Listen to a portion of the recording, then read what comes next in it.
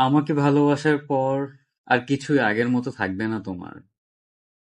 যেমন হিরোশিমার পর আর কিছুই আগের মতো নেই, উত্তর থেকে দক্ষিণ মেরু পর্যন্ত। যে কলিং বেল বাজেনি তাকেই মুহুর্মুহু শুনবে বর্জ্যের মতো বেজে উঠতে, এবং থরথর করে উঠবে দরজা, জানালা আর তোমার হৃৎপিণ্ড। পর মুহূর্তেই তোমার ঝনঝন করে ওঠা এলোমেলো রক্ত ঠান্ডা হয়ে যাবে। যেমন একাত্তরে দরজায় বুটের অদ্ভুত শব্দে নিথর স্তব্ধ হয়ে যেত ঢাকা শহরের জনগণ। আমাকে ভালোবাসার পর আর কিছুই আগের মতো থাকবে না তোমার। রাস্তায় নেমে দেখবে বিপরীত থেকে আসা প্রতিটি রিকশায় ছুটে আসছি আমি, আর তোমাকে পেরিয়ে চলে যাচ্ছি এদিকে সেদিকে।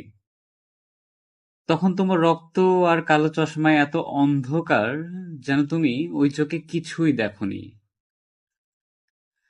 আমাকে ভালোবাসার পর তুমি ভুলে যাবে বাস্তব আর অবাস্তব,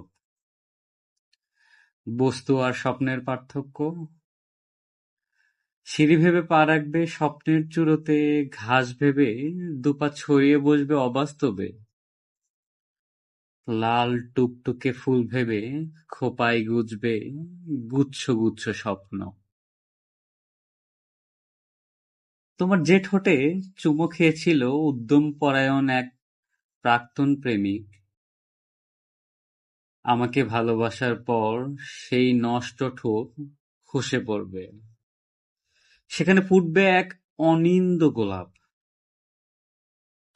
আমাকে ভালোবাসার পর আর কিছুই আগের মতো থাকবে না তোমার। নিজেকে দুরারোগ্য ব্যাধিগ্রস্ত মনে হবে, যেন তুমি শতাব্দীর পর শতাব্দী শুয়ে আছো হাসপাতালে। পর মুহূর্তেই মনে হবে মানুষের ইতিহাসে একমাত্র সুস্থ তুমিই, অন্যরা ভীষণ অসুস্থ। শহর আর সভ্যতার ময়লা স্রোত ভেঙে তুমি এখন চৌরাস্তায় এসে ধরবে আমার হাত। তখন তোমার মনে হবে এ শহর আর বিংশ শতাব্দীর জীবন ও সভ্যতার নোংরা পানিতে একটি নীলিমা ছোঁয়া মৃণালের শীর্ষে তুমি ফুটে আছো, এক নিষ্পাপ বিশুদ্ধ পদ্ম, পবিত্র, অজর।